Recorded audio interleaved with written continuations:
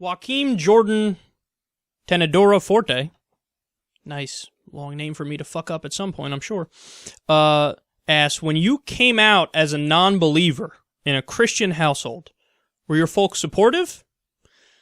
Another great question. Now, I'm afraid the answer to that is not as interesting as some people might want to hear, because I know there are a lot of people who are from very conservative religious households, and they either can't say they're non-religious, or they do, and then they're fucking out. You know, I've gotten personal messages from people who listen to the show who talk about how when they said they were non-religious, or when they said they were liberal, their parents were like, okay, well then you're gone. Really fucked up stuff, man. So I don't have an exciting story to tell about this. To break it down as simply as I can, my dad, I guess he was raised Protestant, so he's raised Christian, but at some point along the way, he either became a deist, because he was against organized religion, so he either was a deist, or at times you could probably say an agnostic or an atheist. It depends. I don't know if he ever really thought through all this stuff, so I feel like if you asked him directly, he might say, yeah, I believe in God, but then he would randomly go on, rants against organized religion, and it would appear that he's more agnostic or atheist, so he certainly didn't go to church or anything like that. Fuck no. So he was more secular, and politically he was right-leaning, which obviously I didn't like. My mom, she was raised Catholic. She stayed a practicing Catholic. The best way to describe her would be kind of like a liberal Catholic. For most of her life, she voted Republican, but after a while of having me as your son, you can't do that. And I don't think she does anymore. So I guess she's more like a centrist politically, I guess you could say. I was raised, even though my dad was Protestant, my mom was Catholic, I was raised Catholic. And, I mean, I guess I kind of moved away from it the second I was, like, given the option, where my mother said she used to take me to church when I was a kid every week, but then at a certain point, I don't know how old, 12 years old, something like that, she's like, okay, now you have the choice, you can come or not. I was like, oh, peace out. I'm not going to that shit. And so that was that. And I've always been pretty secular. I went through one weird phase where I was like semi-religious, and it was based on like either my first girlfriend or my second girlfriend breaking up with me, and I was fucking distraught. And I know Bill Maher spoke about this too in Religious, which is funny because I had a very similar thing like he did, where he was non-religious, then he was briefly religious in a weird spiritual way, and then he was back to being non-religious again. I had the same thing when I had to break up with a girlfriend. You're a little fragile, insecure child. Oh, my world is fucking crumbling down, and you're just looking for symbols and shit, the world to tell you that it's alright.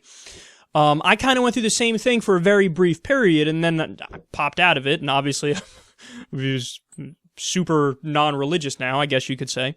But they were I never really officially came out like, I am an atheist, or I'm an agnostic, or something like that. I think they just kind of knew, and they didn't really care.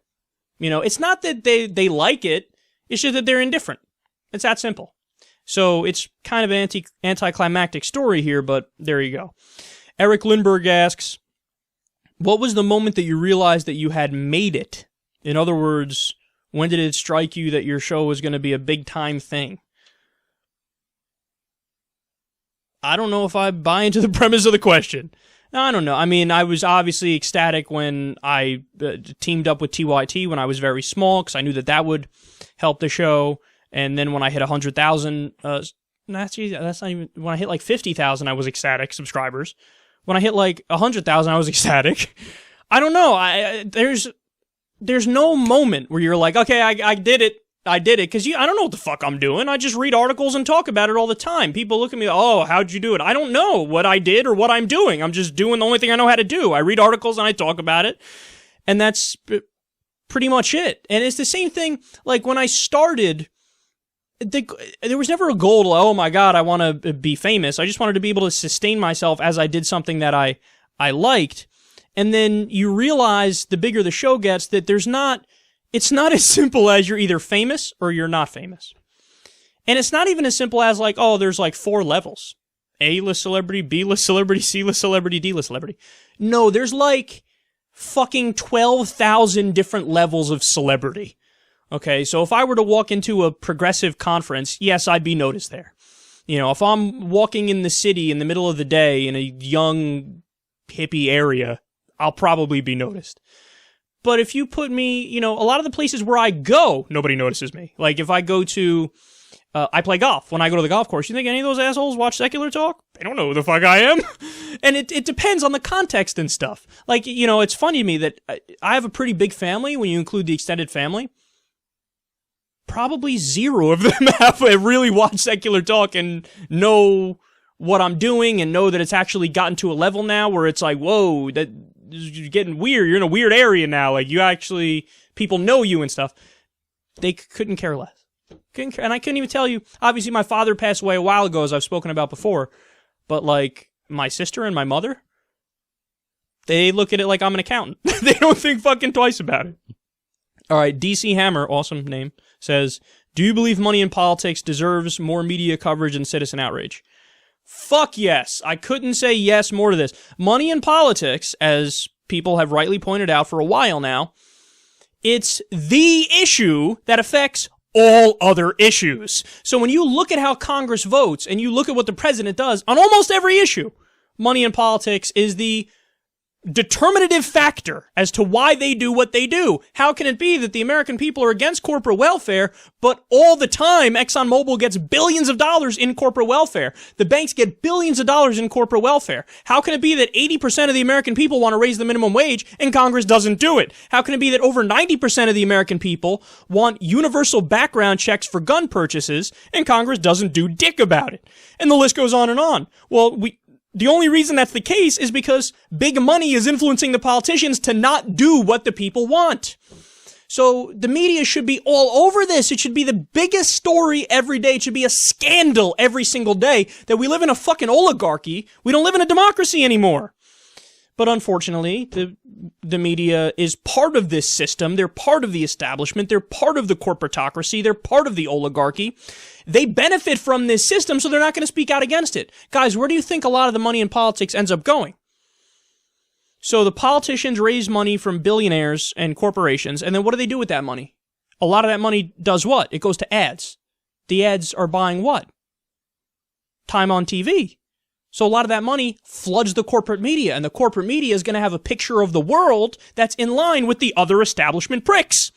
And who's left out to dry? The American people. So yeah, it should be a main issue every day because it's the issue that affects all other issues.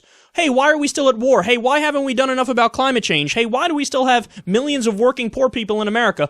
All because of money in politics.